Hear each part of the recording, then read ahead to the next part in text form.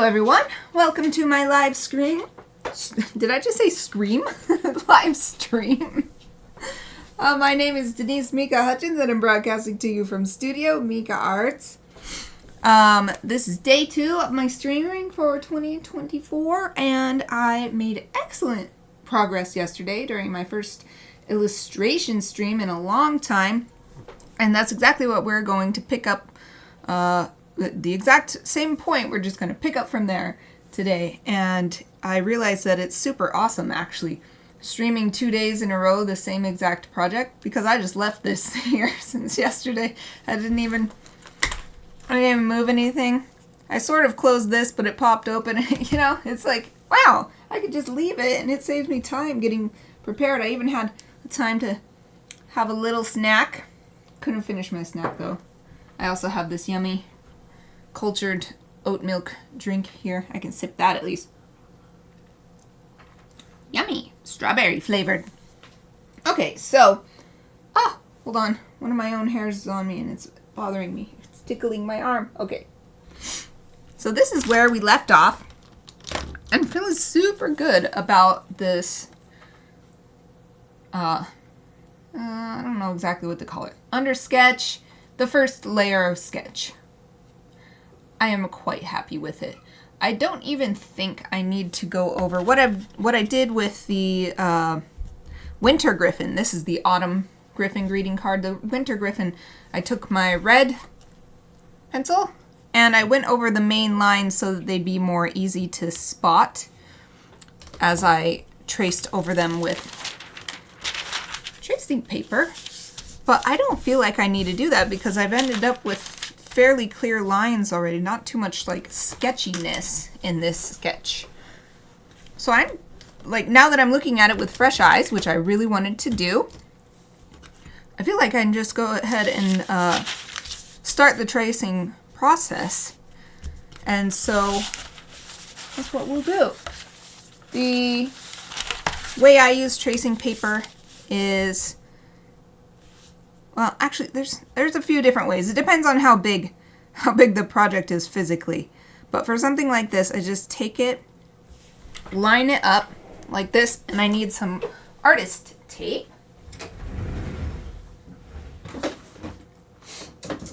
So get my artist tape. This. And I like this width. I have some that's a little thinner, but I like this width because there can be, I think it's 1 inch, so there can be a 1/2 inch on the tracing paper, 1/2 inch on the actual sketch. So just get this off of here. And I love this cutter thing that I have. Just get the amount you want, and this cutter thing is awesome. It's by MT Tape. And then hold it down like this and go shoop. Okay, so I've got it all nice and lined up, so I'll just, as carefully as I can, put this tape down like this. And I don't tape on all of the sides. I just do one nice solid tape at the top. And that's because sometimes with the tracing paper it can be difficult to see exactly what you're looking at. And I'm not really worried about that here, because as I push the paper down, the image becomes very clear. So I think I'll be okay in that respect. But this way, it's sort of a hinge, so it'll still stay firmly in place, so you don't end up having a line that's off center or something. But you can look at the original if you need to. So because of that, I'm not going to clip it down. I'll keep it out of the clip. I'll just put this tape back away.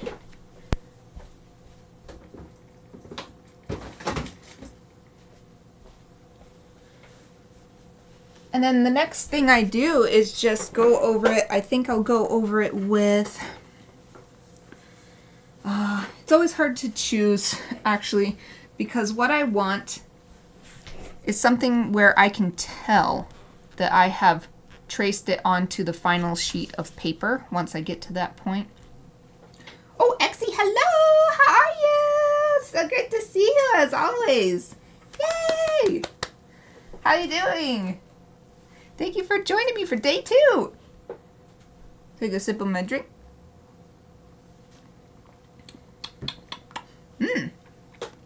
Okay, so what I was thinking was I can trace it with this first, or I can save this for after, and I think I might, because if I use this for pushing down onto the final sheet, and if you don't know what I'm talking about, hopefully it will become clear as I go through this process. This way, because it's colored, it's got like a bright, noticeable color. I'll be able to tell which lines I've traced down onto the final sheet. So I think that's what I'll do. And so for just getting the lines onto this tracing paper in the first place, I think I just need like something like this. So this is gray, I think. So let me do a little test. Will I be able to? Oh yeah, I'll be able to see it fine. So yeah, I'll use this. Oh, excellent.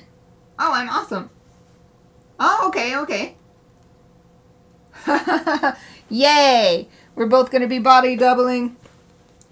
Yeah, we're like Naruto. We're gonna do the Kage. Oh, I forgot what it was called. Kage Bunshin. Kage Bunshin no Jutsu with Exi. Boink, boink, boink, boink. You know, all the, I don't know if you watch Naruto. Man, that was so long ago. I never finished Naruto. But I was obsessed with it when it first came out. Even my high school yearbook picture, I wore my Konoha Gakure headband on my neck.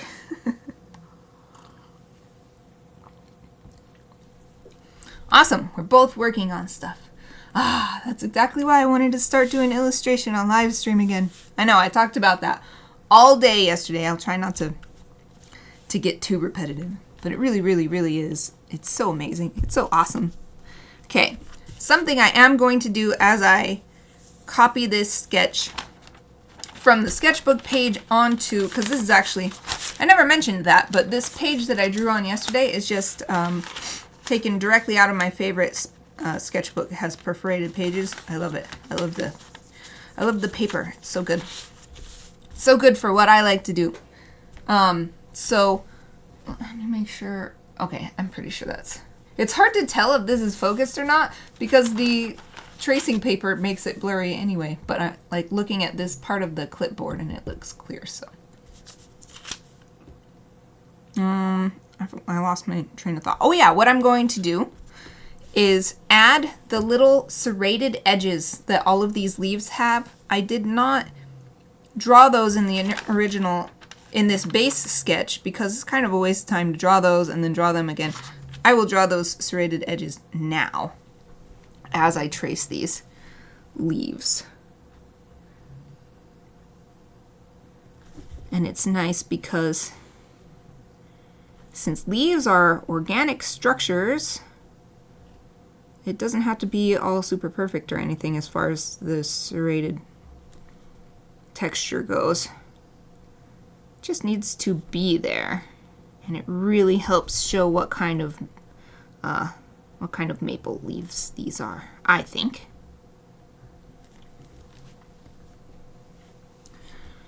And these little veins that go into the leaves, draw those. So you should be able to see much better this time as I get further and further along this.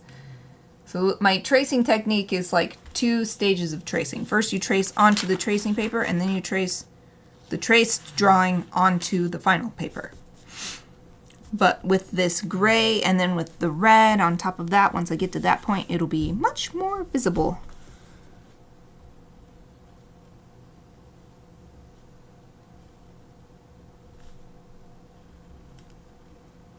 This is actually pretty... It's really quiet and relaxing work at this point. Because it's all done. There's not much new stuff to think about. I mean, I do have to realize, oh, I'm drawing a leaf. Let's add those, what do you call it as a noun? Serrations? I think so? the serrated edges of the leaves. It's the only like new thing being added.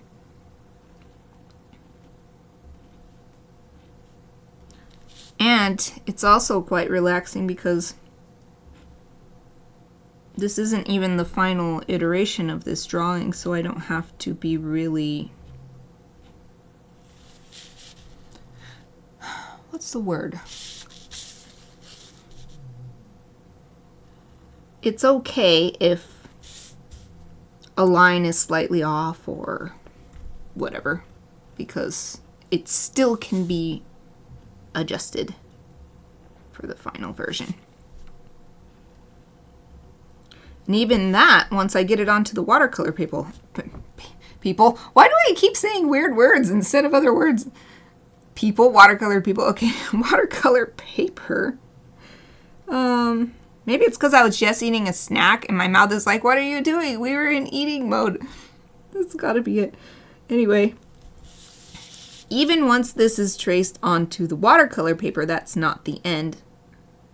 There will still be more chance. It's when I do the ink lines after the watercolor itself is applied. That starts to be more of the final version. And even then, it goes into the computer for the digital additions at the end, plus all of my stuff goes into the computer either way.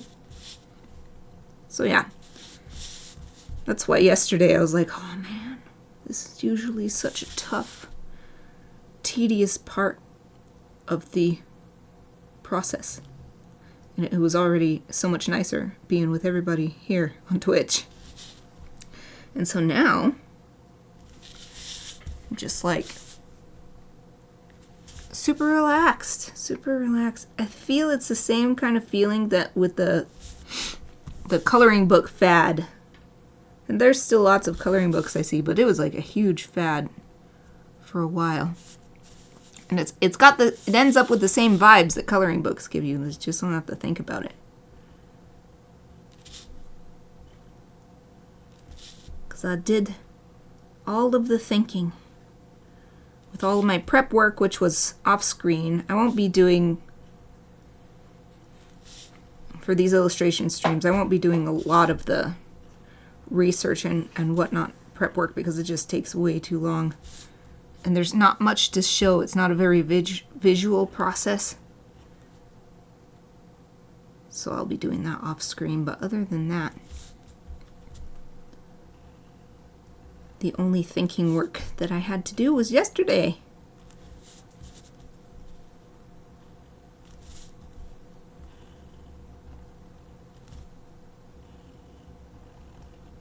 Well, I guess there is a little bit of thinking necessary for areas like right here. I'm sure it's not showing up. Let me hold it up closer.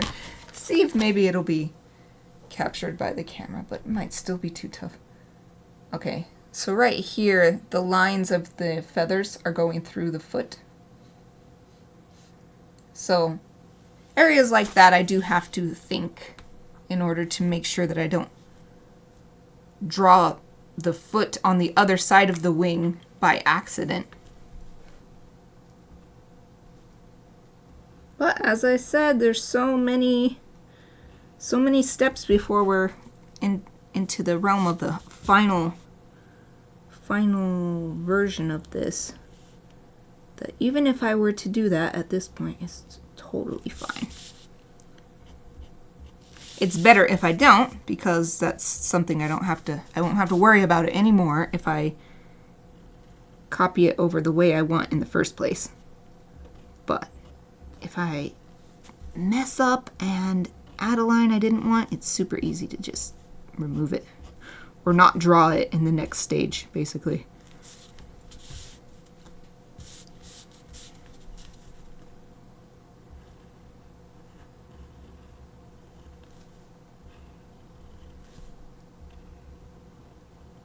For this wing, this area in particular, I was very glad that I used. I mean, it's not like I wouldn't have used it anyway. I wasn't considering not using reference images, but this sort of solidified my reasoning for why I look for reference images for pretty much everything, because the way these feathers, the shape they make in this moment of action is not at all what I would have expected, or it's not at all what I would have drawn if I was told to draw a pose like this without any reference.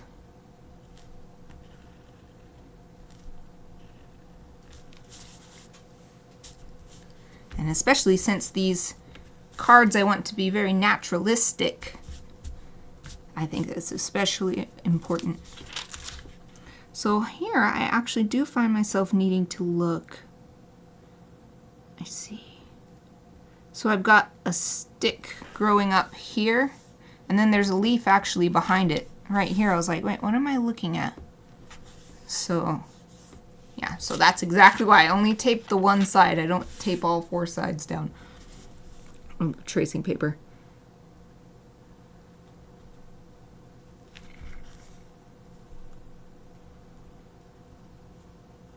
I find it really helps to keep pushing down the tracing paper with your other hand as you go along, because if it lifts up even just like a millimeter, everything becomes super blurry. Everything underneath. And if you're really having trouble seeing the image through the tracing paper, if you have a light desk, like one of those desks that you just sit it on top of your desk, like a light box. Yes, that's a light box, and you sit it on top of your desk, and then it turns on a light through a translucent panel, so it's this nice diffuse light. Or I just have a glass table over here, and then I put lights underneath it and turn those on. Either way, that will make tracing with tracing paper even more visually easy, because it makes it so easy to see. Oh wow, it's suddenly coming down with snow out there. I don't know if you can hear this.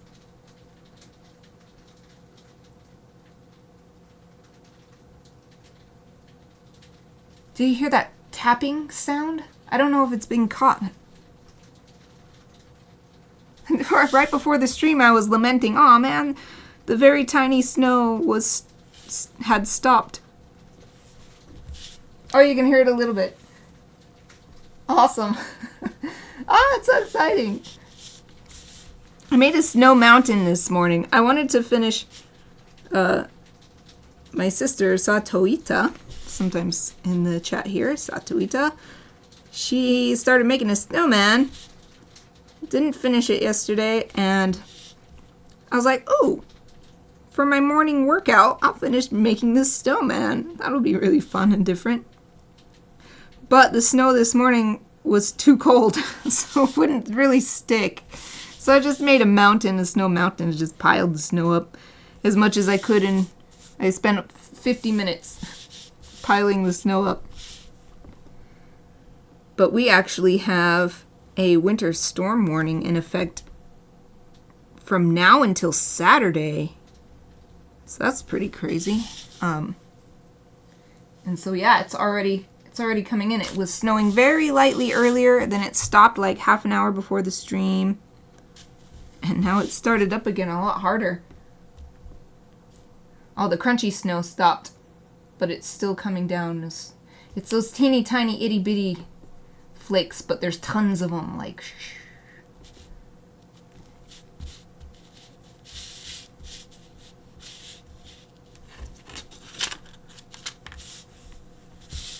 okay.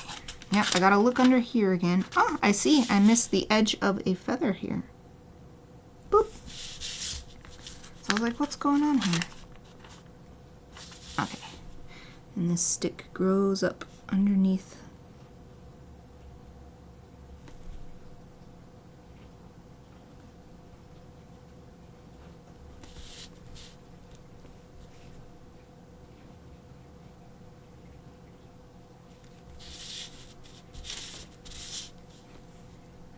And then this stick is where the leaf is coming out from.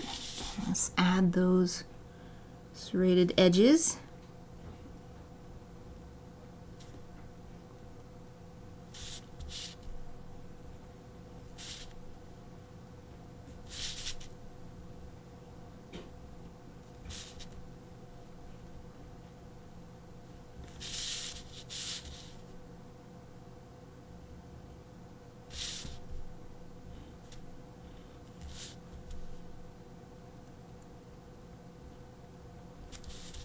A lot of these lines will be obscured by the paint once it gets applied, but I'll have this sketch available so that when I'm ready to add the ink lines on top, I'll know exactly what I wanted to do.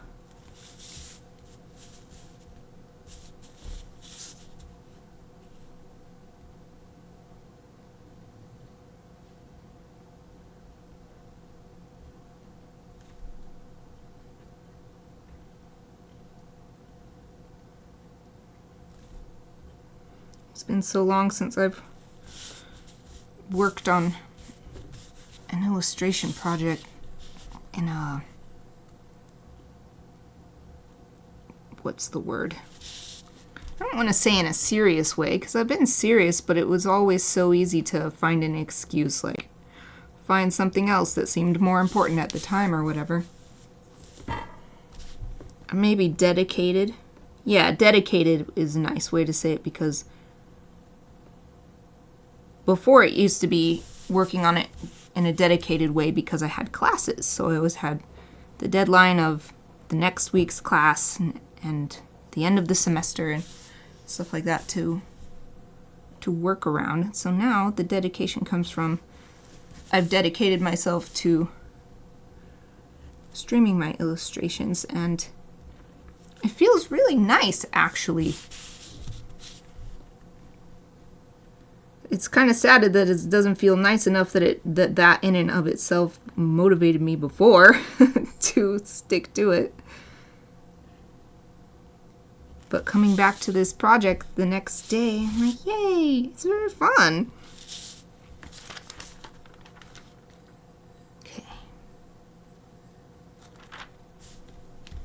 This little area is a little confused because there used to be a leaf drawn right here, and there's just a single spike sticking out from it. I don't want it to be too much going on right here, especially when this is supposed to be the focus of the drawing, so I'm just going to ignore the lines that belong to this leaf and just do this one and this one.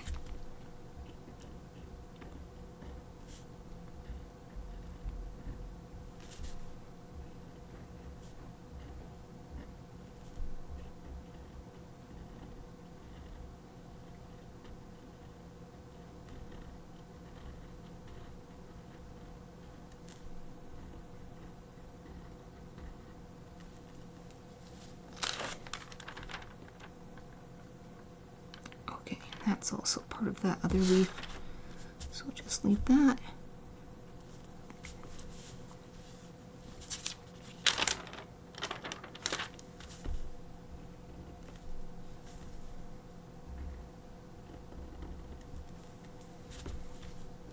Almost done with this side of the drawing.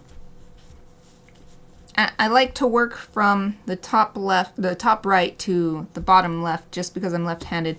A lot of the times it's because I don't want to smear the drawing with my hand as I go, but in this case it's just because it's easier to see it coming together.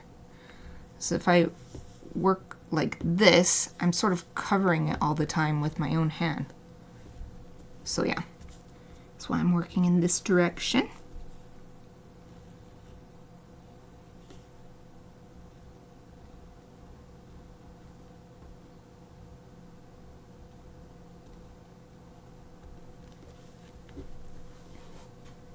Oh, thank you.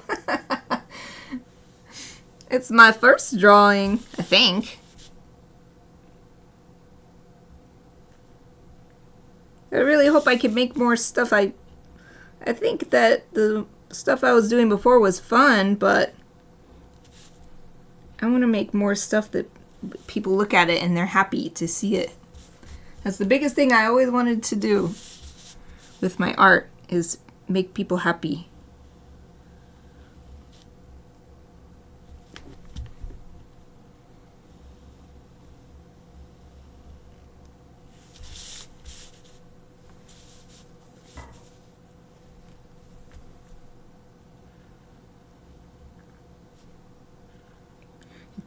This drawing has actually been making me think about my summer Gryphon, which I also have a lot, but not all, of the prep work done.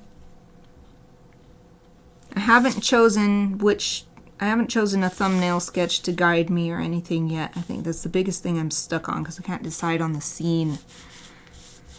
But I was like, should I mix it up with what am I trying to say? All of these Gryphons have been little small birds and then paired with a appropriate sized and geographically appropriate mammal.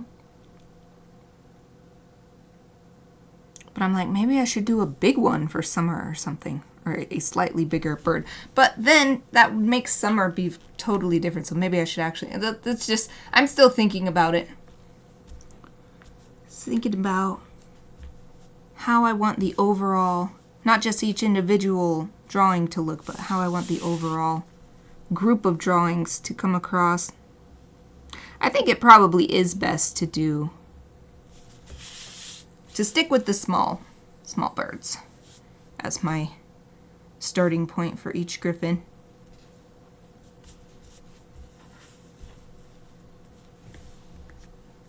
Oh, it's hard to choose. It's hard to choose what to draw first here.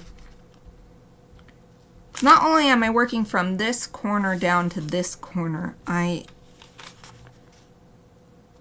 really like to draw whatever is closest to the viewer first, because then it makes it way easier to draw the things behind and not accidentally draw a behind thing in front. So I gotta like figure out what is the in front stuff. But I think at least I can, it's like, yeah.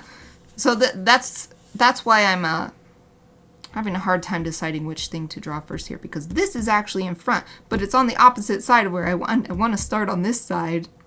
But this one is in front, but I think I can draw this one because it's barely even touching any of the other ones. So at least I'll get this little Gryphon done.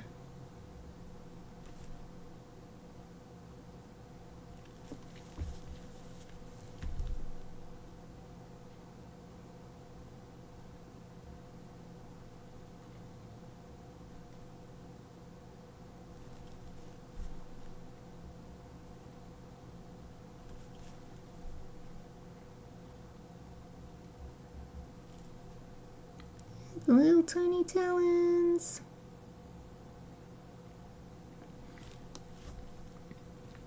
I'm going to do less detail on the talons that are on the branch because they're meant to be farther away, so hopefully that will help get that idea across. I'm not really seeing any other talons on the closer Gryphon other than on this foot, but if I use this foot as an example, I'll try to keep them less detailed than that.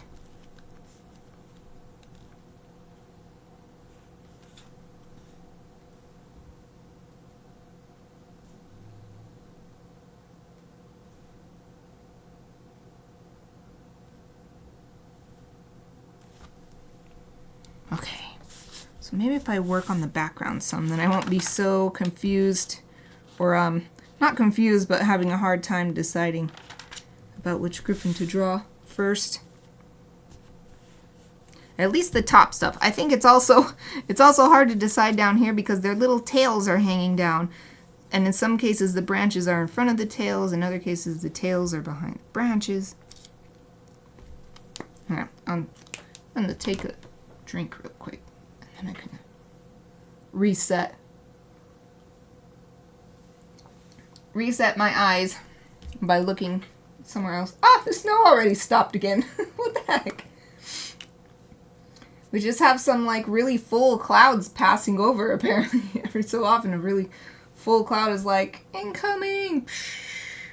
And then it's done and the rest of the clouds are like, we're not ready. Okay, I'll do this area. And actually the frontmost thing in this area is this branch, so I'm going to do that first.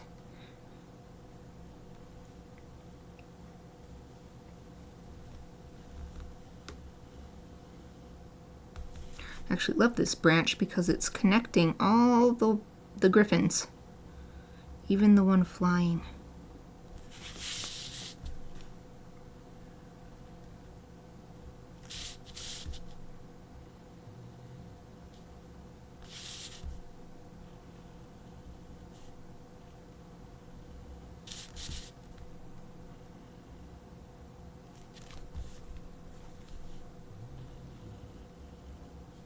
And I'm adjusting some of the lines as I go. For instance, this little twig was coming up and touching exactly right here, and that's that tangent thing. So I just moved it down like 1/2 centimeter.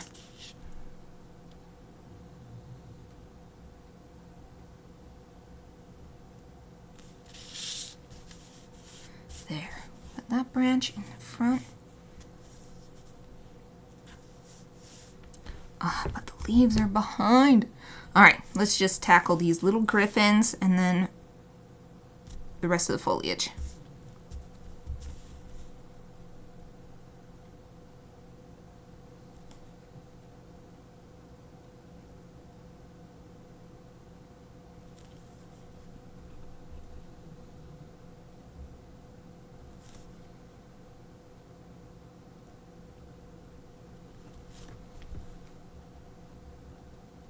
It's funny, I found a lot of people who look at my spring and winter griffin drawings don't even realize that it's a griffin. At first their brain only sees a bird, and then they're like, wait, there's something wrong here. Then they're like, oh, it's not a bird.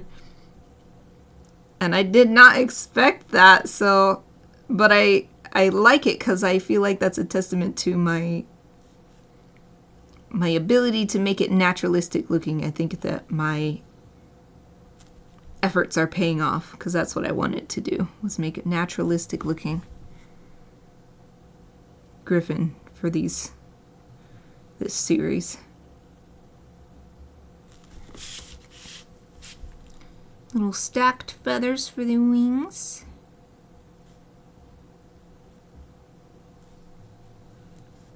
Oh, I really can't tell. Yeah, it does go down a few more. If you heard a big tap, that was Aoife's claws going on the hard floor. Big dog Aoife.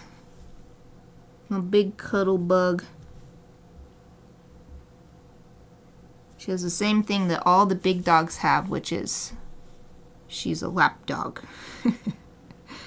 She always wants to, every time at dinner time, because we watch a show with dinner, so we're sitting on the couch, and she always wants to come get on me. But I'm like, I'm eating my dinner. You can't be on me right now. And she's so sad.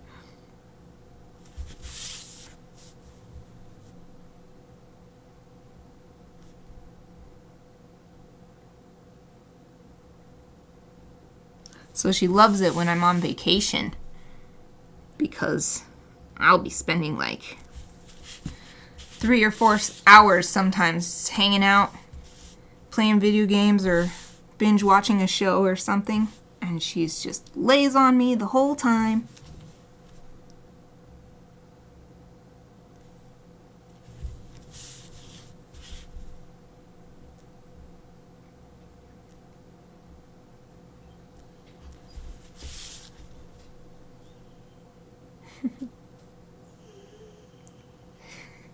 She's having a dream.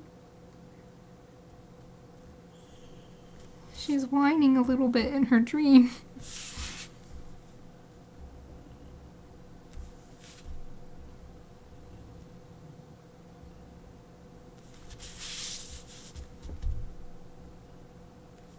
right, these claws are actually kind of hard to see. Okay, I see.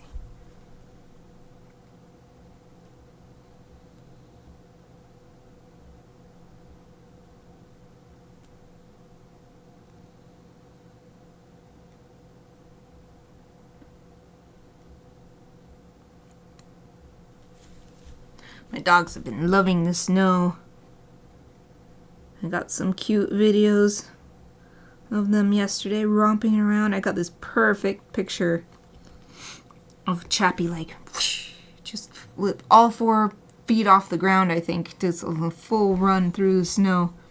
I was just snapping pictures wildly, hoping that I'd get a good one, and I did. I was so happy.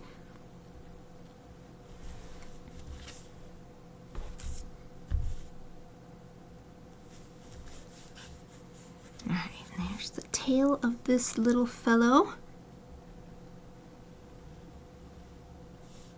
And since the tail of the shrew is quite like a rat tail, it does seem to be a little fuzzy, so I'm drawing little fuzzies right at the end of the tail on all of these.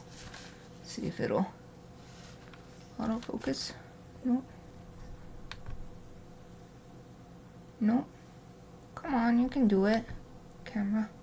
There. Just a few lines to show that it's fuzzy. Especially on these griffins that are farther away. Ooh, excuse me. Because I don't want to add too much detail again, because if I'm going to add extra detail, I want it to be on this close-up one, because that will help it seem closer up. But still just a teeny tiny indication that it's not perfectly smooth tail.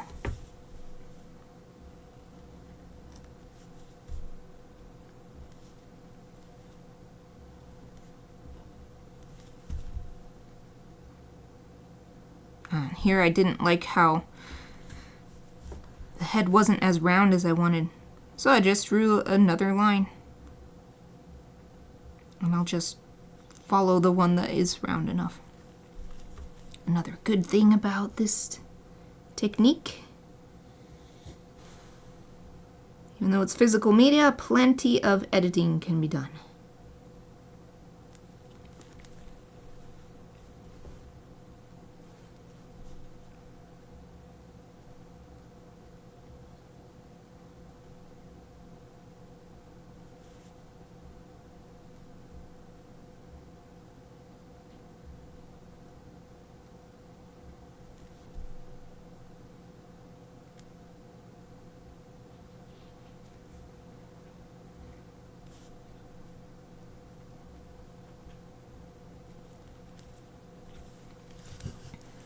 Alright, this one is where we have a stick that's actually in front.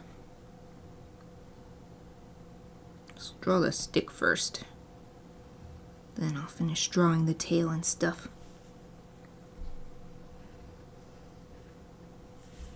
But this stick is meant to be growing out away from the viewer, so it ends up going behind the tails over here.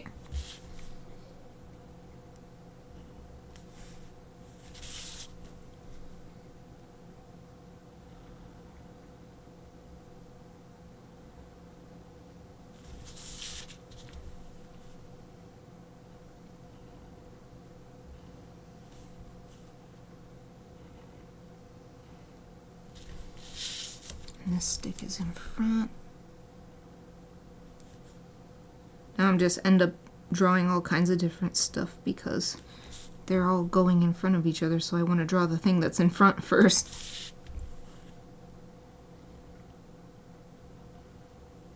It's like a drawing fetch quest. I have to draw this thing so that I can draw this thing so that I can draw this thing. Of course, you don't have to do it that way, but it works nicely for my brain to do it this way. Okay, so once again, right here, I'm going to edit a little bit because there's so much going on. Just so happens to be a ton going on right at the tip of the tail of this griffin, and the tip of the tail is not a focus point, so I'm gonna just move this branch so that it's coming out at a different point, so that there's not all this activity right here. when this is just a supporting area. Ah, and another leaf.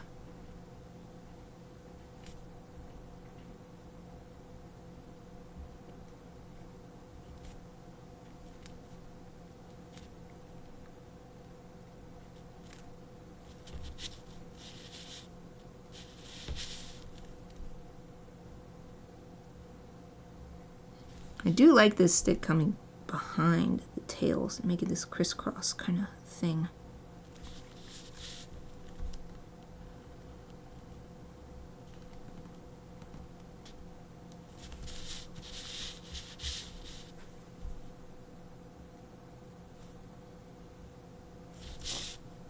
Oops. Hit my other pencils moving the drawing around. Oh, we're getting closer and closer to done. And then we were to draw the whole thing over again when we transfer it. So this part does not require much thinking, it just requires a little patience.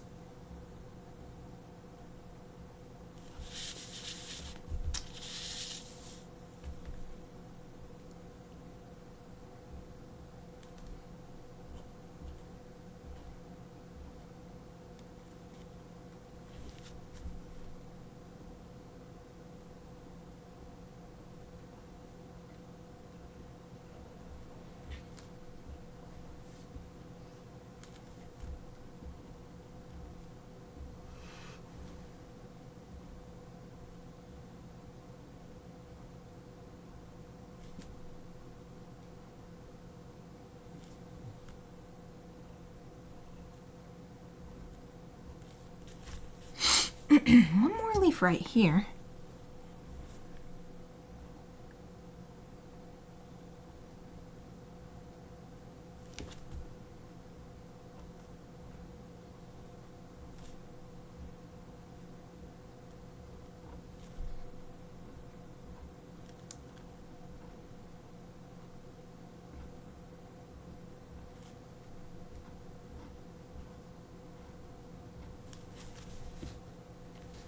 Wow, nice. Okay, so now I can come back over here and finish this branch, which still is like connecting to all kinds of stuff.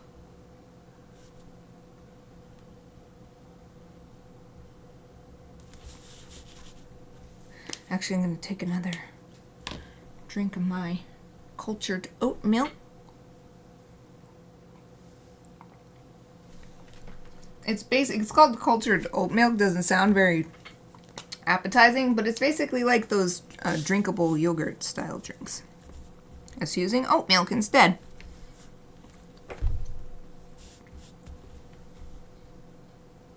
So it's got all those good bacteria in there for you and everything.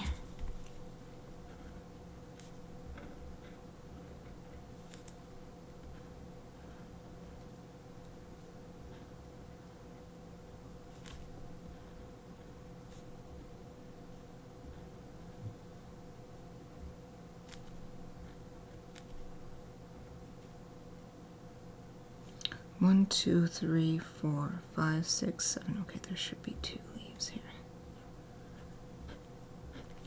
It's not toward the edge, so it doesn't matter too much, but I was like, am I leaving space for the imagination to create these 3 leaves that will be out of sight? Well, not leaves, the 3 fingers of the leaves. Okay, and then here's this one in behind. You cannot really tell where it's coming from. So I'm going to draw it now because I was drawing the one thing that it's touching in this scene, which is the other leaf.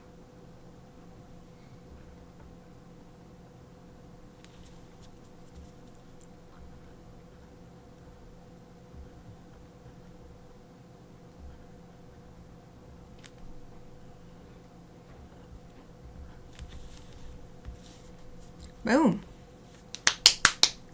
Yay. 15 minutes till break time.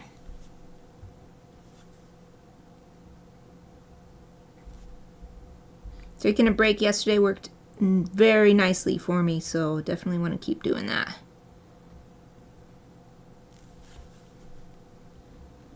just some time to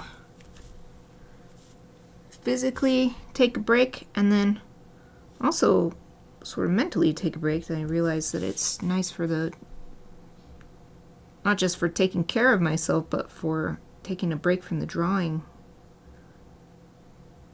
Actually helps make the drawing better, because then I can come back with slightly freshened eyes, which I think is more of a mental thing than a physical thing.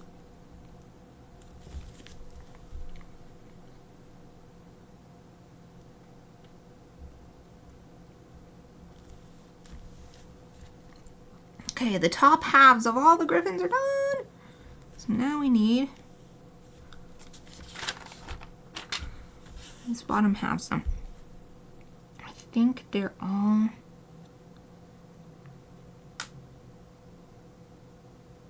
Yeah, I think they're all in front. All the tails are meant to be in front, except for right here. It's like going behind and then wrapping around and coming in front.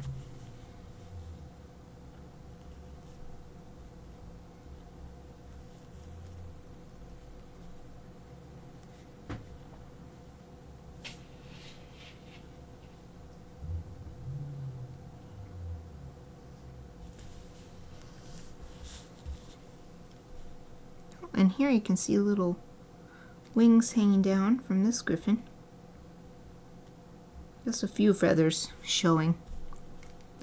And the bottom part of the feet, like the heels, basically. And then the rump is curving under, and you can tell because the tail is curving way up.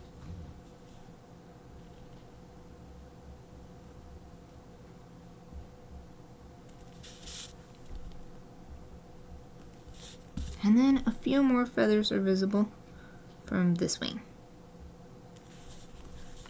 Yay! Yay! Okay, the last little bit of griffin left is the tail of this one, because this one's leaning over so much the tail ends up coming way over here.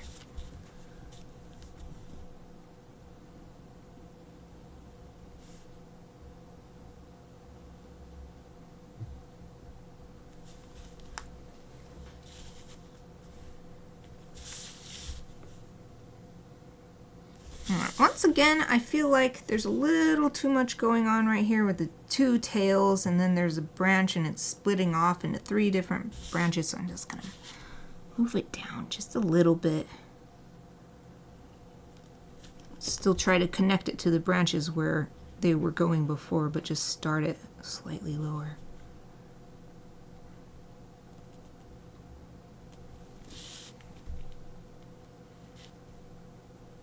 Like, it's okay if it's crossing over some, but I don't want that much.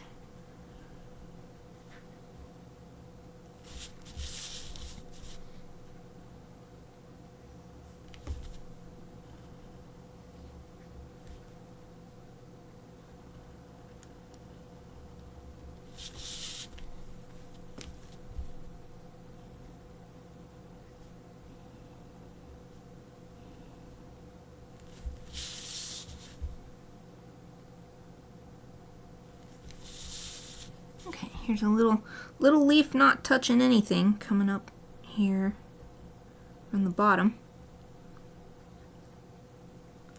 So let's take care of this one.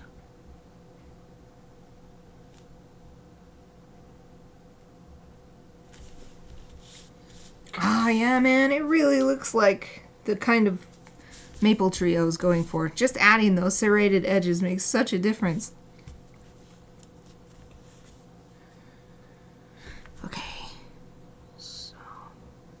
Branching off of here, and then this leaf is growing, but this leaf is in front, so I'm going to draw this leaf first.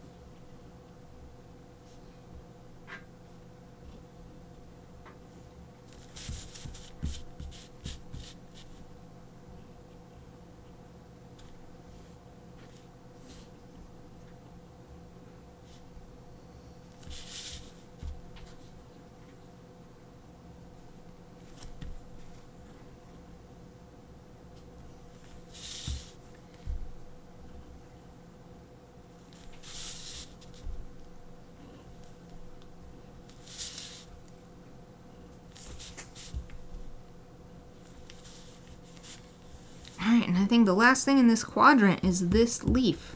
Because everything else that hasn't been traced is because I changed some of the branches. Yeah.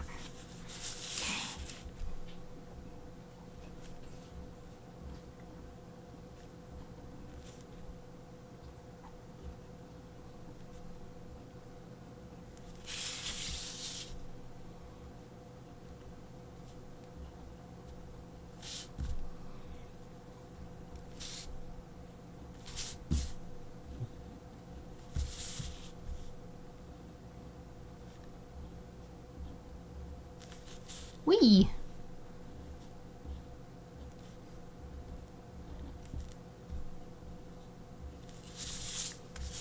Oh, so close. So close to done with this step. Yeah, it might actually be perfect at break time. I'll be done with this step and then I'll come back from break and do the next step. But there's still 8 minutes. So let's see. Let's see if I can get the rest of these leaves drawn in 8 minutes.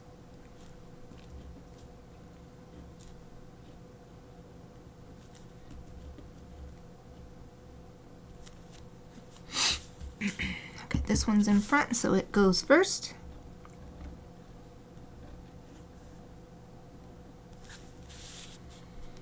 My pen is struggling a little bit.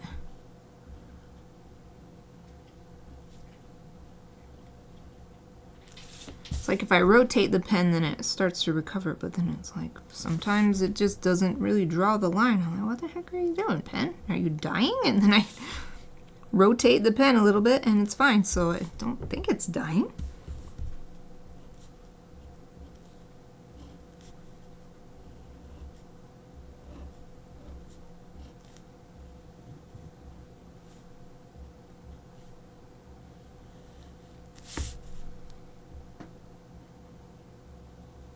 Some of these really close together lines probably aren't even going to make it onto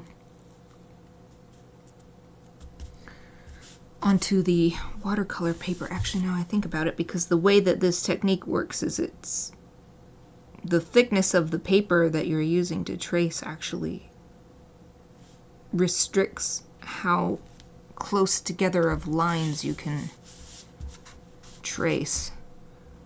I don't know if that makes sense. I don't know if I'm explaining it well, but that's okay, because I'll have this as a reference, and then when I add those final ink lines on top, that will add any detail that I'm missing.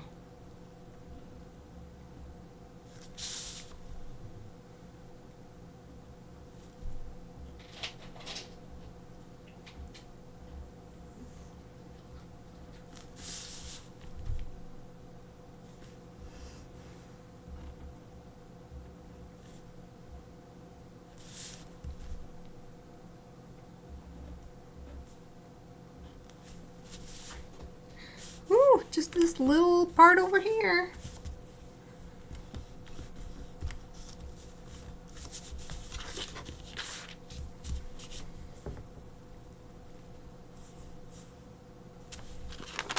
What do I have going on here? I'm a little confused. I think maybe, I think I changed where I wanted this stick to go, and that's why there's so many sticks drawn right here. I wanted to come farther over.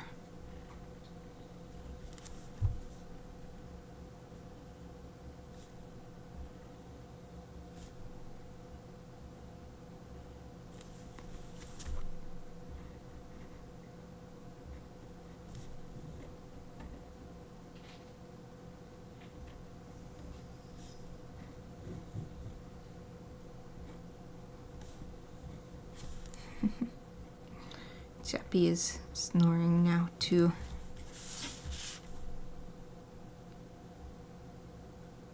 Chappie, my small dog Chappie.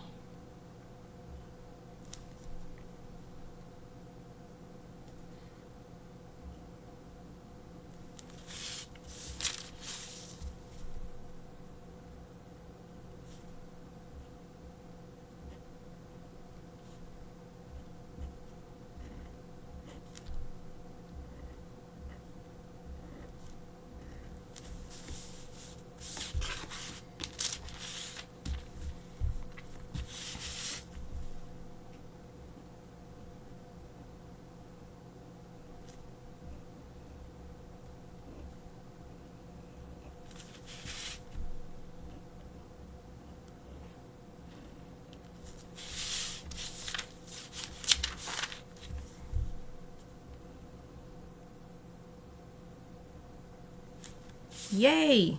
I think that's it for this part. Let me just look one more time.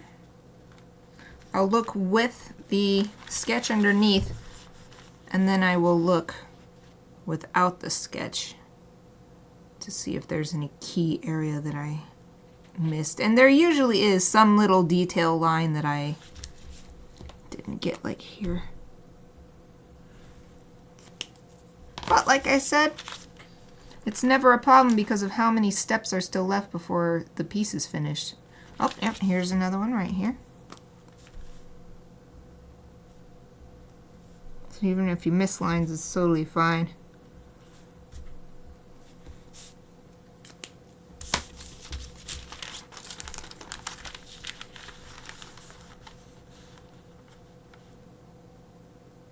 And I'll probably find some more when I trace it onto the watercolor paper as well, but yeah, just check. Check for now and see what I see.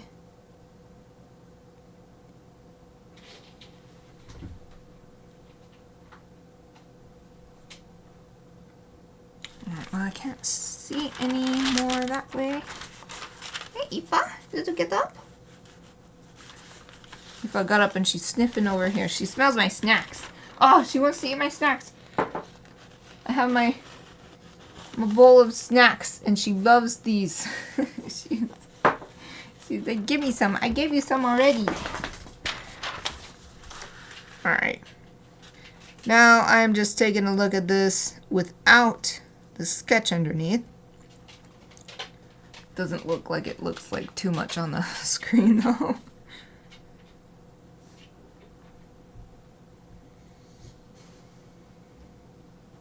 Well, I don't see any like major omissions.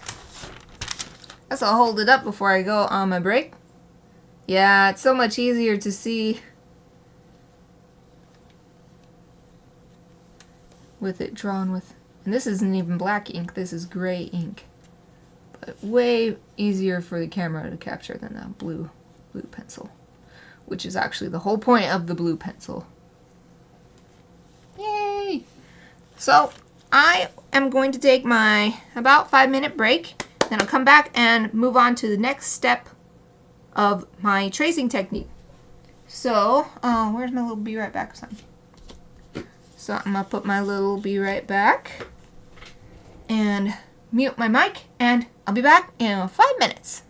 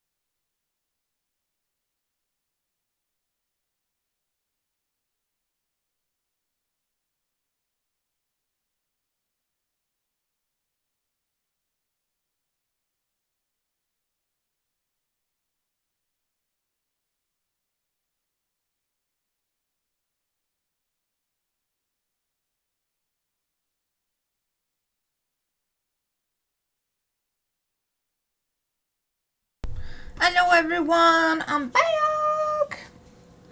I forgot where. I wanted to put my be right back sign somewhere I could actually easily find it. And I was going to put it back where I had it before. I want it right there so that when I want it, it's literally in front of me. Okay, it's time for maybe the funnest part of this technique. So first we're going to gently take the tracing paper off of this tape. And it's artist tape, so it's usually all right. Sometimes it does rip the paper a little bit. So it's just a tracing paper, it's okay, but I do like to just try to be as gentle as possible, as patient as possible. Getting it off. And you don't have to deal with ripped paper. If you just go shh and pull it off in one go, nah. Okay, it's free! So I'm actually going to use this tape later, because I like to tape a protective sheet of paper on the back once I'm done with this. So I'm just going to try not to touch this tape for on here. I'm trying not to touch it to anything until I'm ready. For now, I shall clip this here because I don't really need to move it around as much. It can just stay clipped, and this is why I have this big graphite crayon and a tortillon in here. This is the funnest part of this technique. So I take, this is a 9B, so it's very, very soft graphite crayon. And just anywhere there's a line, put graphite down. Oh, hold on. I hear Chappie. She came out with me during break time. Chappie, you want to come in? She doesn't knock on the door or anything. She's very respectful of physical boundaries like doors and gates and stuff. There. Just checking Aoife out. Now you gotta go lay in the other bed. Aoife took your bed. Okay, now we're all back in here together. The puppies are like, why are we sitting in here for 2 hours this time? We normally sit here for an hour. Poor puppies don't understand live streaming. Okay, so this really is like coloring, like a coloring book. And it's like being a kid, because it really doesn't matter. You actually want to go outside the lines so that you have plenty of graphite, and that graphite is going to get transferred onto the final watercolor sheet. So this is one time when you really do want to be thorough. Make sure every line gets covered. So if you miss a line, it just literally won't transfer over because there won't be any graphite to push down onto the final sheet. There's other ways to do this as well. You can, I've done, I actually have a really big sheet where I just covered the entire sheet with graphite so that it can be reused. And you can just buy rolls, I've seen, and probably sheets of transfer paper. So it's basically this, but it's a professionally coated or mechanically coated or whatever you'd call that. But I think this is easier because I just have this little supplies. They're already here. I don't need some special separate material because I use tracing paper for other stuff too sometimes. Plus, this is just fun.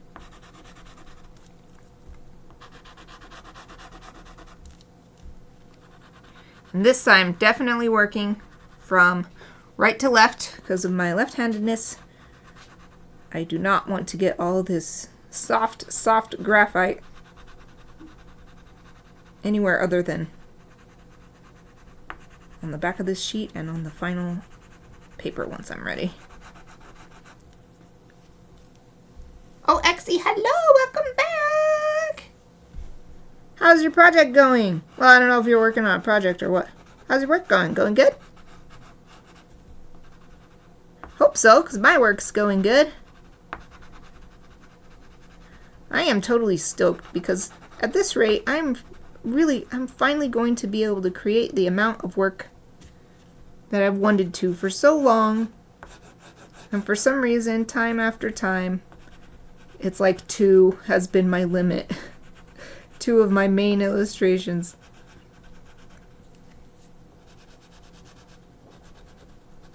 But I really don't think that it will take that long if I keep it at this rate. Maybe I'll even do my dream rate of creation is a full illustration a month.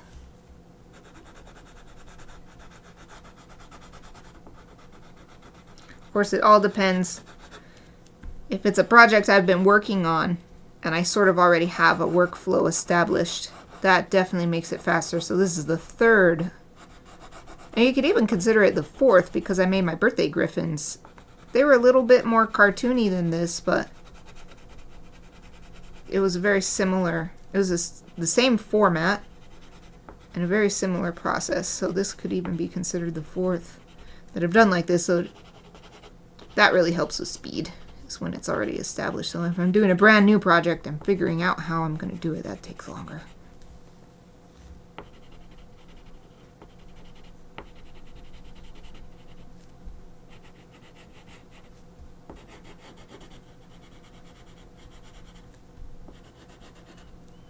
I actually wonder if I'll be able to get this completely transferred today, because it took me the whole first hour to get it traced in the first place, but maybe it won't take as long.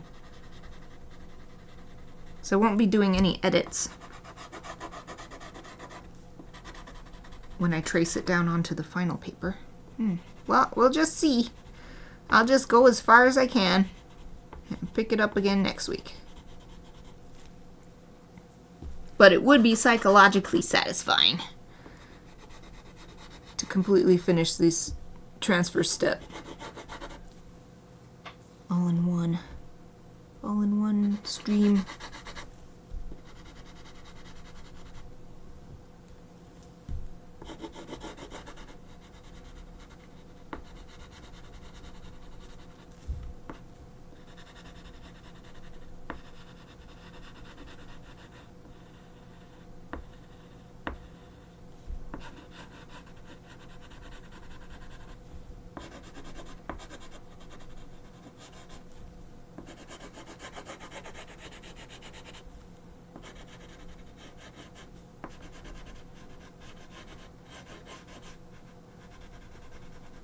So meditative. You just follow the lines and cover the lines. And you don't even have to, there's no worries about precision or anything. You just get the graphite on there. It doesn't really matter exactly what the shape is or anything, as long as it's covering the lines.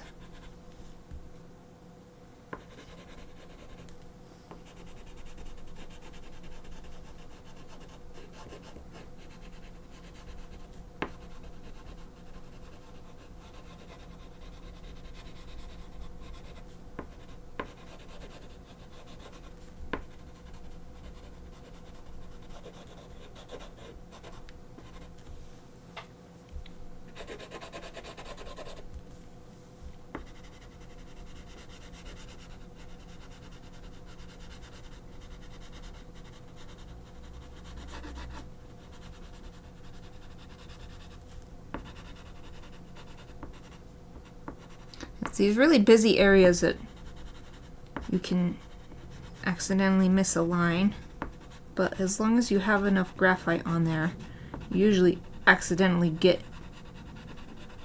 any any tiny lines that might get missed will just accidentally get covered if you have enough graphite.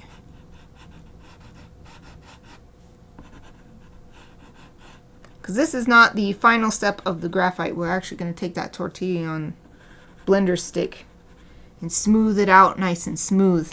Because you want the smooth application on the watercolor paper. Smooth, even application.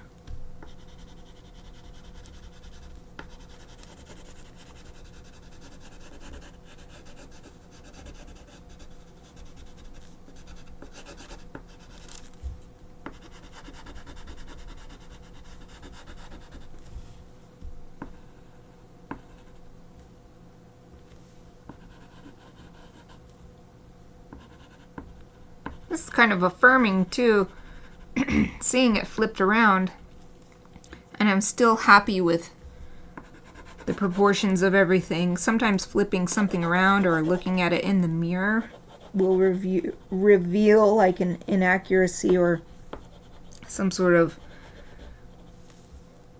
I don't know, a flaw or something that you didn't realize that it was that much off or something. I'm not getting that feeling seeing it backwards here. I am quite happy with everybody.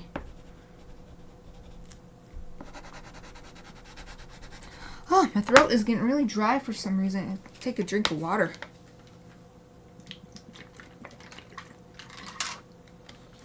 It started snowing again!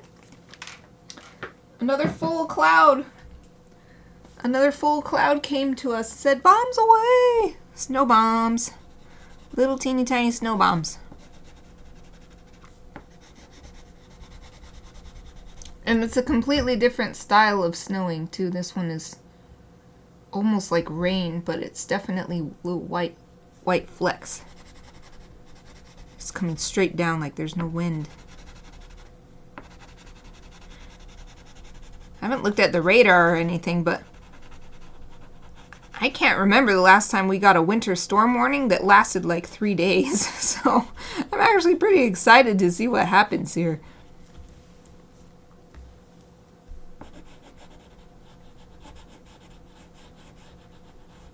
Of course, it could be like that. I was talking about it yesterday when we had the storm of the century when I was in high school or something. So it wasn't here, but it was the same. It was in Idaho. And it was like storm of the century. Everybody's like raiding the stores for supplies. And then like nothing happened. Didn't even get anything. At least, I mean, it's definitely snowing here. So we're definitely getting winter weather. Whether we actually get warning-worthy winter weather, that's the question.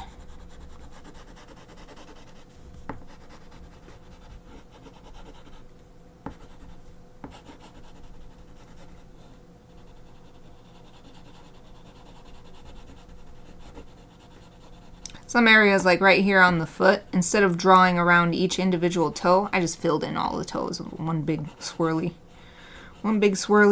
drawing mark. It's easier.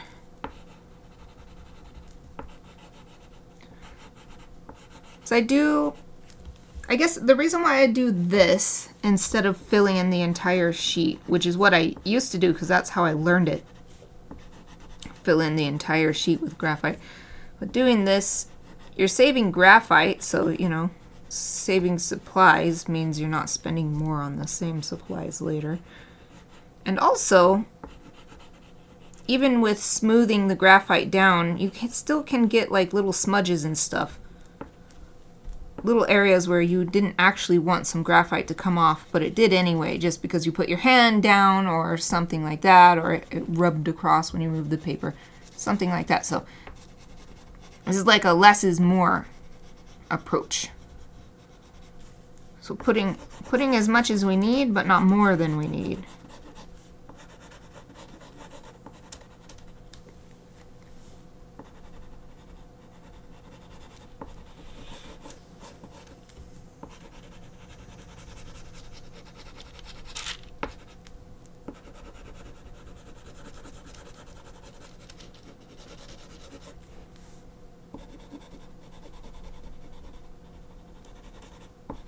almost there. Yeah, I don't know if I will be able to finish this. It's already almost been, well, it's been like 20 minutes. Or maybe 15 minutes. I can't remember when I came back from break. 15 to 20 minutes it's been. But it's not like I have a specific deadline for this. There's no reason to rush. Okay, so I'm done with that. Now I want my blender. It's just like a rolled piece of paper. It's called like a, I don't know if I'm pronouncing it right. It's like a tortillon. Tortillon? I don't know. Or blending stump is also what it's called. But it's just this rolled up paper. Let's see if you can see that. If the camera can capture. It's not wanting to focus. Focus up here, please. Well, this is the best we can get, but it's just like roll, roll, roll, roll, roll, roll, roll. It's just the big piece of paper that was rolled like a million times. Then you can use it. Let's see. I think it focused down here. Let me make sure. Wow, that looks pretty cool on the camera, actually, with the graphite like this. Even though it's really random and like, well, not random, but like really roughly done, it still looks like the same drawing. That's cool. Okay, so the next step is take this and just smooth out the graphite so that you don't have any extra specks sitting around. And then as you smooth out, this is what I was talking about, even if you missed a little line here or there, you should end up covering enough that anywhere that needs to be transferred will have graphite there for you. But I really recommend, you can also use charcoal for this, or any like dark dry media. I wouldn't use colored pencil. It has to be something that transfers. But charcoal, I've used carbon pencils before. But definitely use the softest one you can find, because if you use a hard one, it won't transfer either. So that's why I use the 9B. That's like, if not the softest, then one of the softest graphite ratings. So just go through. I think I'll actually trade hands here. I'm left-handed, but I can do this part right-handed because it doesn't really require precision. I just have to move my hand around. But this way I can hold the paper down.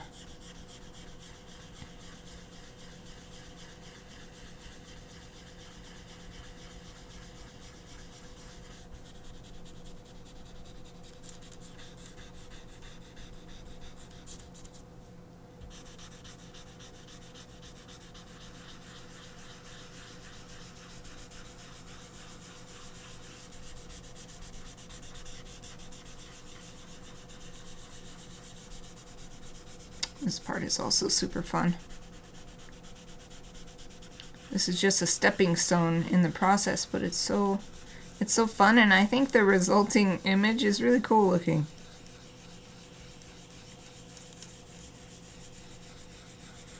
Because it's got the precise lines done with ink on the opposite side. And then it has the darker lines with the graphite that are still visible even if they're smudged around. And then of course the smudged graphite. It's a soft, smoky look.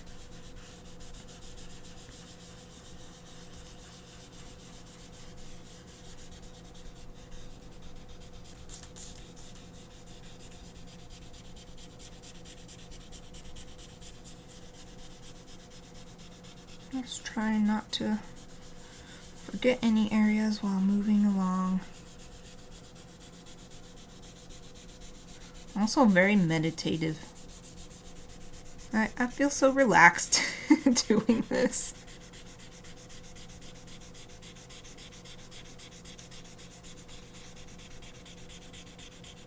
It's also fun to see how the graphite, because graphite is a metal, I believe, or at least it's like a stone, you know, like calcium or a mineral. That's what I'm trying to say. It's a mineral.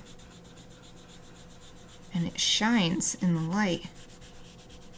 This looks really cool. Like for me, the light is hitting off right here. So even though I've smudged this area, there's this like glowing silvery line from the initial application of graphite still shining through.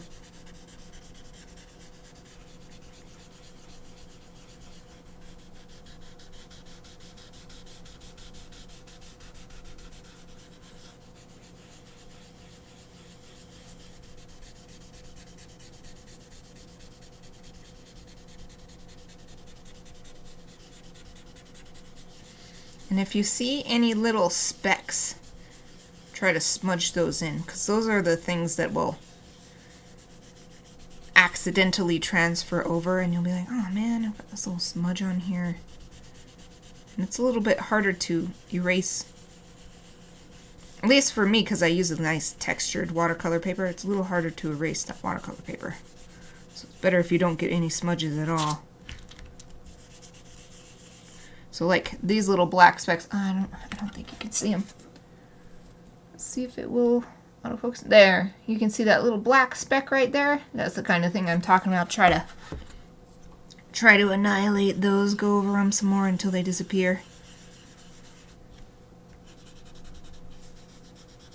And then of course, I will gently tap this paper into, I'll tap it over my trash can so that any remaining little flecks and stuff should hopefully fall into the trash can and not be accidental transfers onto my final sheet.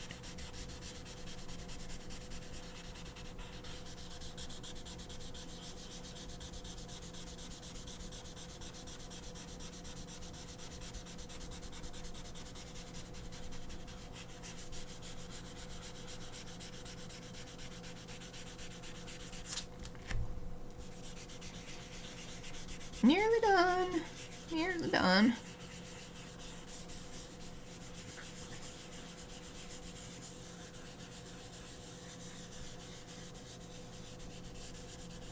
I'm just looking for any little stray flecks. Doing one more final once over everything. Yeah, I think some of these flecks are just gonna have to go in the trash cans. They're not blending down.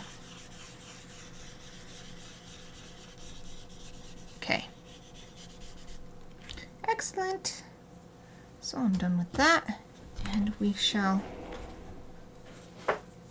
In fact, I think I'll use my swipey brush. Gently, gently, gently swipe this. You don't want to get a bunch of graphite on the brush and then brush some other drawing and then accidentally put graphite on that. I'm wiping it on my pants. My pants are black, so. Wiping the brush on my pants now that I have wiped the graphite off. And then that way, hopefully, no transfer of graphite to some future drawing. Okay, we're ready for the next step. That's what it's looking like.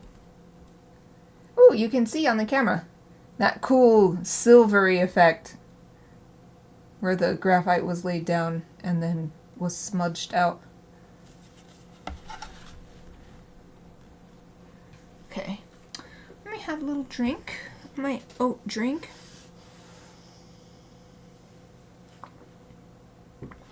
Okay, now I need my watercolor sheet. I'm gonna go around back of my desk over here. I know you don't know where I'm going, but let's see. No, that's not big enough. That's not big enough. Here we go. This actually might be too big.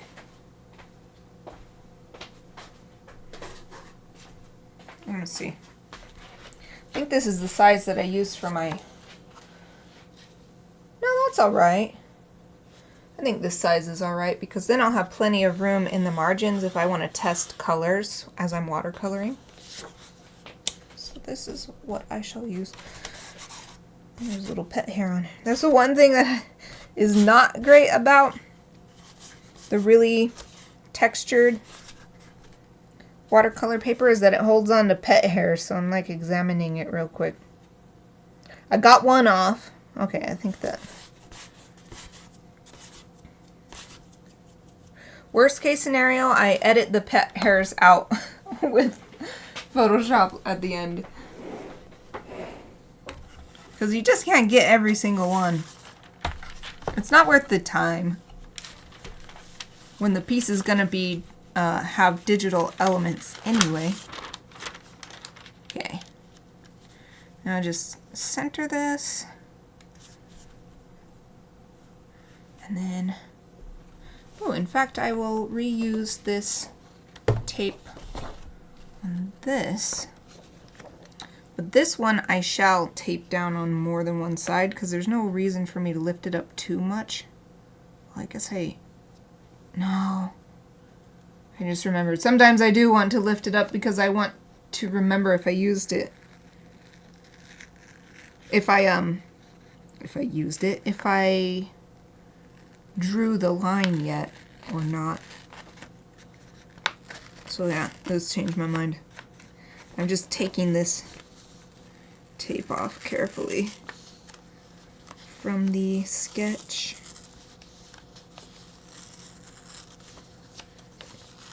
If you pull it off gently, bit by bit, it tends not to rip the paper. So you just gotta be patient. Okay.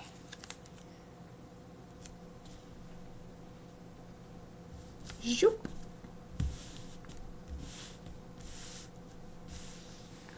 Okay, the final step. I guess I can put this away. Left it out yesterday, but I realized I don't need it now. I thought that I might draw more on that sketch, but when I came back to it today, I was like, no, I'm happy with this, and I was ready to go. So I didn't need this after all. Put this away. There. Okay, so I'm going to use my red pencil, or maybe I want to use a red pen. Oh, I do. I'm not going to use the pencil. I'm going to use the pen, because the pencil I could get on my hand by accident and then smudge it. I have this pen. Ha! And I have a red one. It's a three pen. So there's black and blue and a red. And this is a cool pen. It's designed to, so it's not only a multi-color pen. It's designed to not make any noise. Like you have to shake it really hard to make a tiny bit of noise out of it. So that's cool. I didn't particularly buy it for that reason. I got it in a Mito in a box or something like that. But now I use it for my brainstorming and stuff like this. So I like using ballpoint pens. It's been so long and I was going to use that, but now I'm like remembering my process. But I like the ballpoint pens because they give you the most precise, especially this is a 0.5 millimeters. So the smaller you use, but you don't want to use too small because it will cut through the paper, and sometimes this still cuts through the paper, so you got to be careful. You got to put enough pressure, but not so much that you rip your paper, because what you want is to push down on this, now we'll call it a transfer sheet, so that it transfers from the pressure of the pen the line onto this.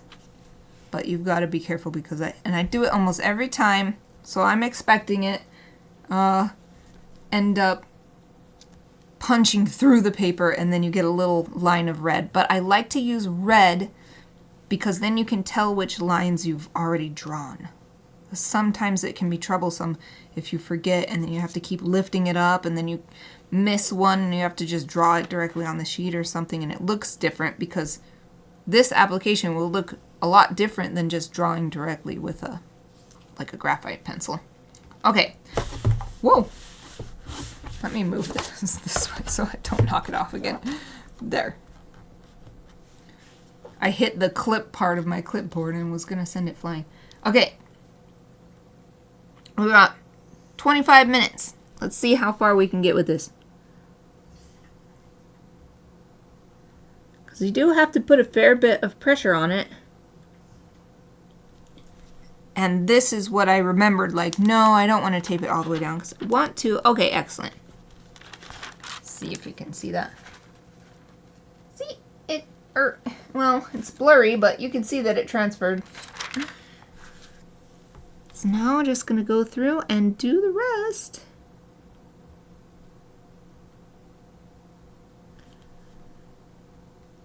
This part is a little physically tiresome because it's actually kind of hard to maintain that perfect balance of strength and, like, not resistance, but holding back so that you don't punch through, but that you're pressing hard enough to get the line to transfer. And doing that for this whole scene.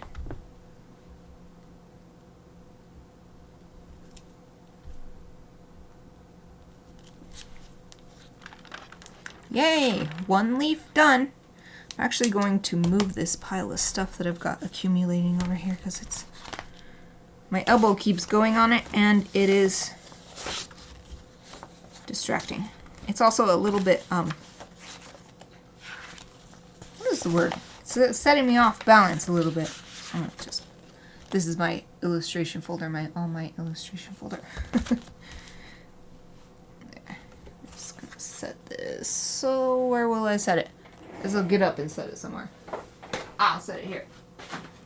Boom, out of the way. Okay. There, see, I was able to completely look away and come back, and thanks to using a colored pen, I know exactly which part I've already worked on. Oh, that's okay.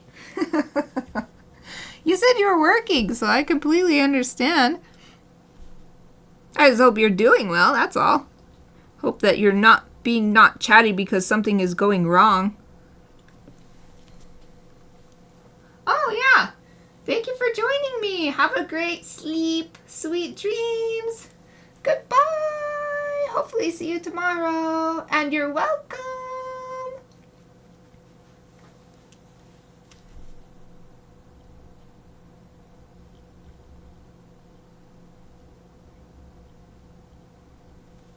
Except there's not, this part of the process is not very much creative stuff going on other than in the literal creating something. You're welcome. See you tomorrow. Yay.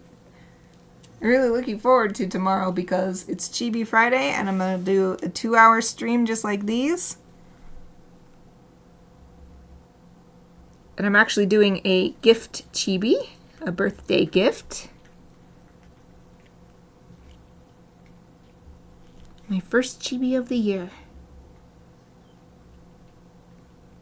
So it'd be cool. Last time, I got that chibi reindeer done in a single stream when it was only an hour. So if I have 2 hours, I might be able to get this gift done in one stream. And that would be really cool because there's lots of stuff that I want to do on Chibi Friday. It's not like I don't have any ideas. So I could make more custom emotes for my Twitch subscribers and Discord members.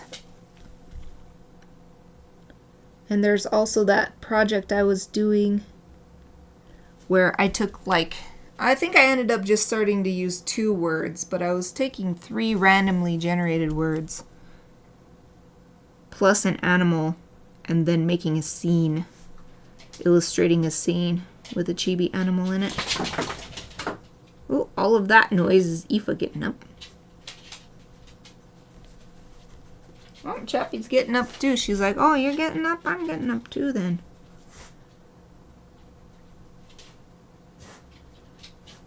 Two hours of Chibi Friday, there's just so much that can happen.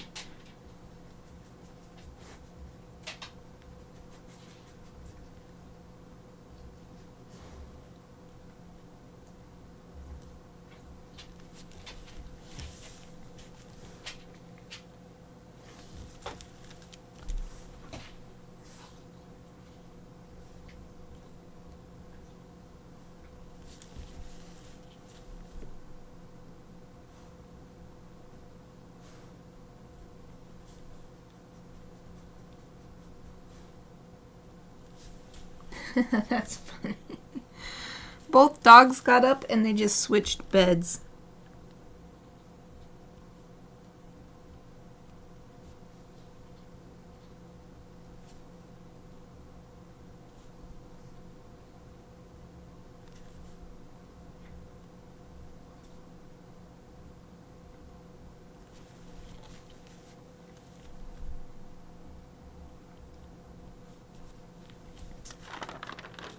Yep, it's all coming along nicely. Transferring nicely. And I'm not seeing any big accidental transfer areas thus far.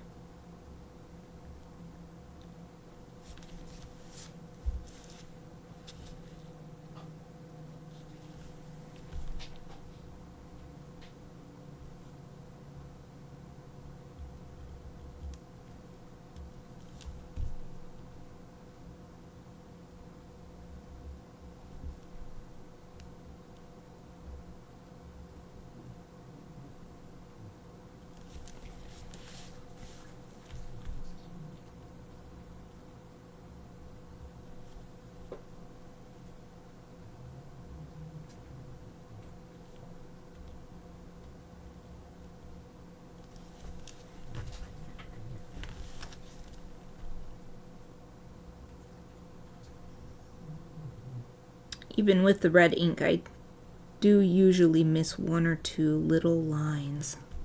Hopefully I won't.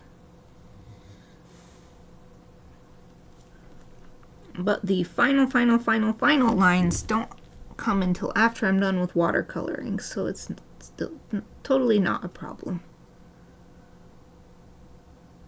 There's always something that can be done.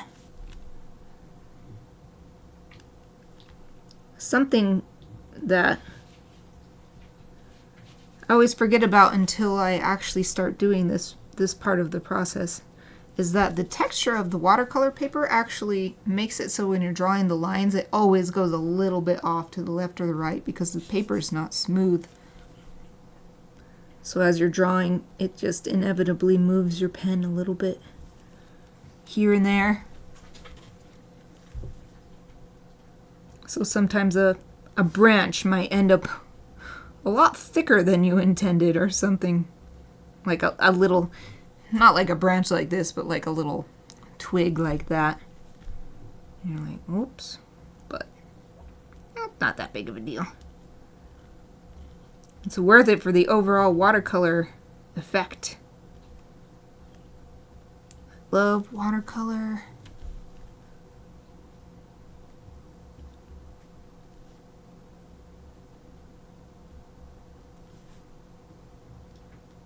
And digital programs can imitate the look of watercolor quite well, but they don't, it's impossible to imitate the feeling of putting the watery pigment on a piece of paper and that paper absorbing it, and maybe you move the paper as it's drying or add color before it dries, and or use a paper towel and daub up a little bit of color here or a little bit of moisture here, and but you leave it elsewhere. So like that kind of thing, this can't be replicated digitally, so I really prefer, I only use watercolor digital tools if I just need like a little texture in a background or something like that.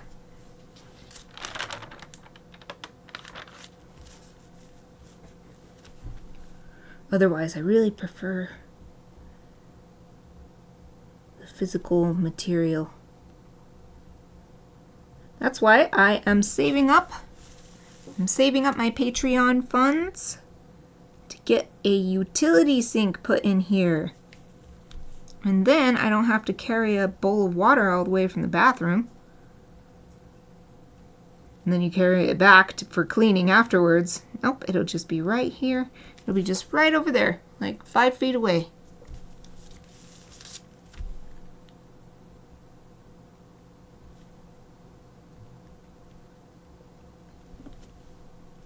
I don't know if I'll be able to get to it tomorrow, but I was hoping tomorrow to write a Patreon update post with updated numbers for how that project, the utility sink project, is coming along.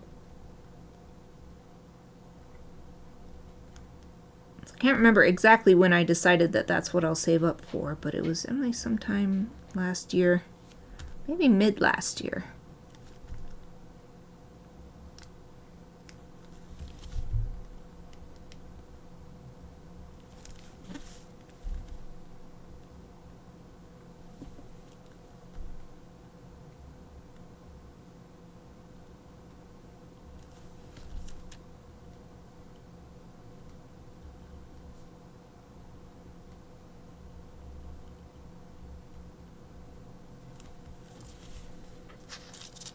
I've been getting really close with some of these lines to piercing the paper, but so far so good.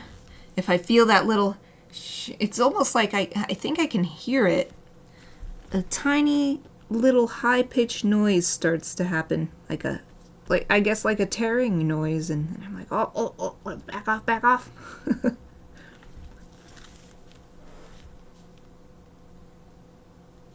Like, the nice thing is, even if you do end up getting some of the ballpoint pen on the paper, at least for my process, it gets covered up by the watercolor and covered up by the ink later anyway, so it's usually completely masked or so unnoticeable that the only way anybody would realize it was there is if you told them.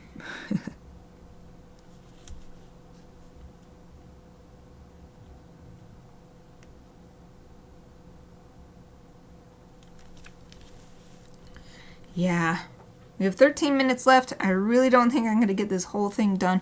I'll just do as much as I can. And then when we come back on next Wednesday, I'll be back tomorrow for Chibi Friday, but next Wednesday will be the next illustration stream. I'll just pick up right where I left off.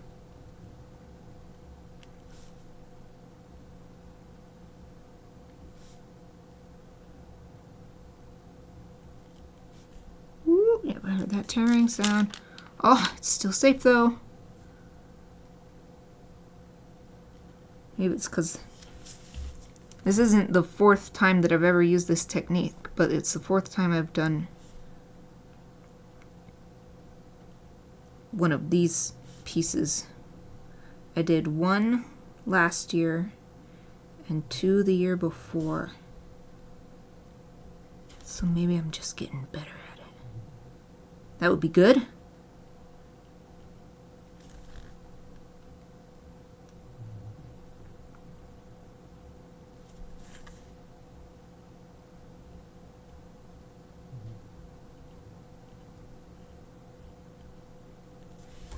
Woo!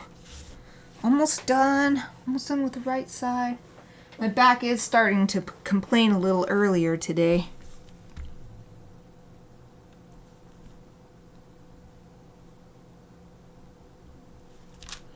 Hopefully that doesn't become a recurring issue, because I definitely like, this is only the 2nd day, but I really like these 2-hour streams. I am getting so much done, when before it was like, it was so hard and I'd always be really disappointed that I didn't make any progress. It's just like not logistically hard, just mentally hard to get in the zone, get focused, get started. Streaming has been an excellent motivator. Aoife's got up again. She's stretching now. She's like, come on. It's time to leave. 10 minutes, Aoife. We got 10 minutes. 10 minutes, my girl. She's standing at the door. Oh, I gotta let her out. She's standing at the door and wagging her tail. You want out? You want to go out early? Alright, go on.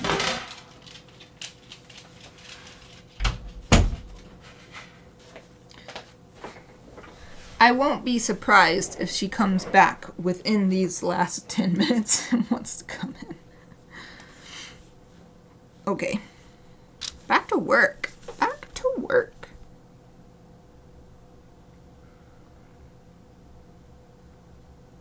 Yeah, I'm already super excited for next week because at this rate, it'll probably only take, at most, I think, 30 minutes of Wednesday's stream to finish this up. And then it's just watercolor time. And I love watercoloring.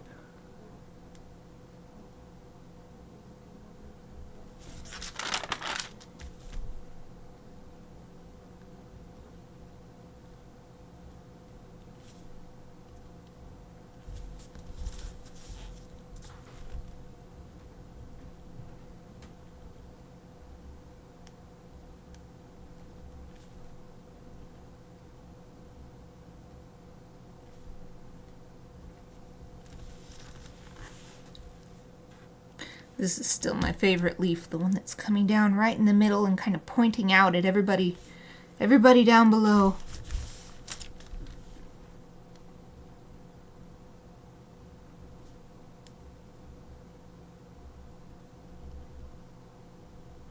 And actually, this is doing pretty well for some of these thinner branches. It's these two that I was like, I don't know if I'm going to be able to get those. It'll probably just look like one big line, but we'll see because I'm almost there. Somebody has come back to the door again. I think she knocked. I'll let her in because she knocked. Come on, what are you doing? How long was that? It was only 2 minutes. She's gone for 2 minutes. Sorry. She was like, I thought you'd come with me.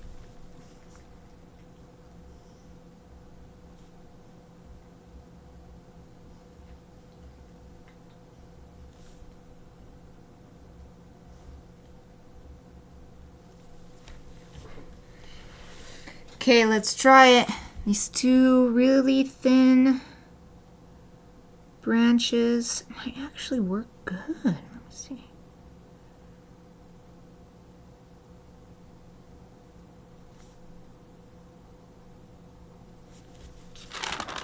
Oh yeah, nice. They don't meld too much. They are, you know, they're closer together because of the way the paper is like dipping down as you push the pen nib into it. But yeah, that wasn't too bad at all. Like, it definitely looks like 2 lines.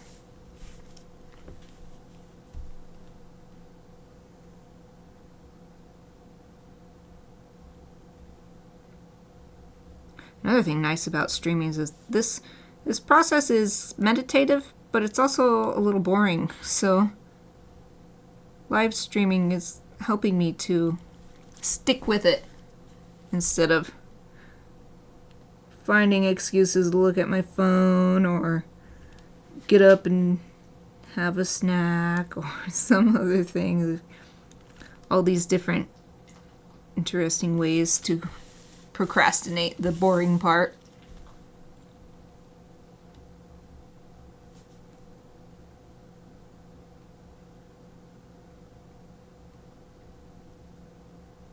I'm doing these really thin twigs very slowly. So I think that's what's helping. Because if I draw slowly, I can control better the way the pen nib goes from side to side as it goes over this bumpy textured paper.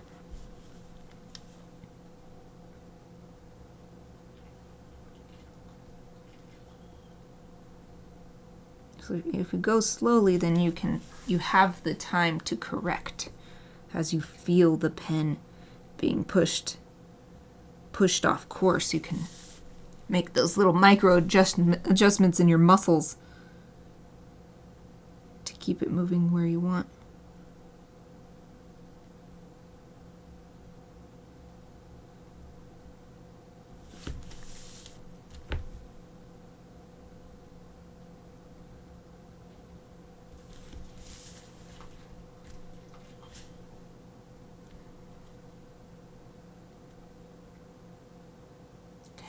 think I'll focus on these two leaves and this other little stick, twig, branch. There's not too much time left in the stream.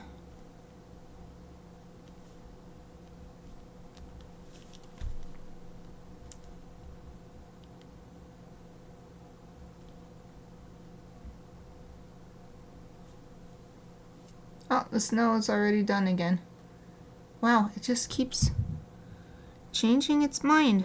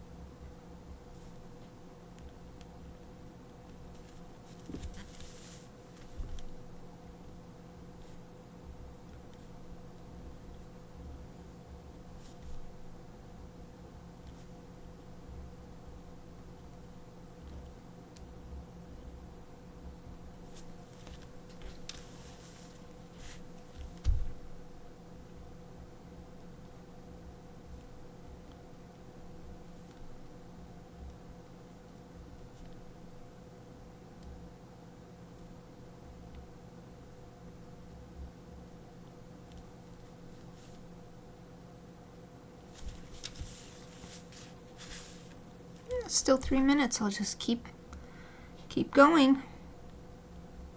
Keep going until it's time or until I run out of things to trace.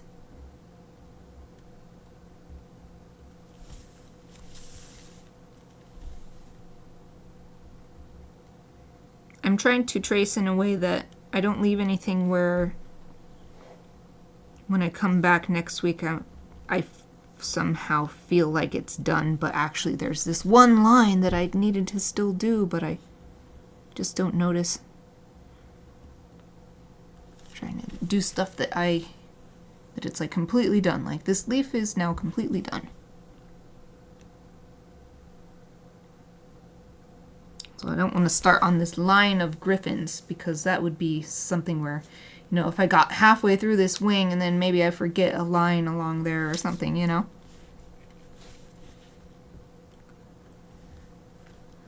Let's see. So yeah, I guess I'll just see what I can do here. I don't like...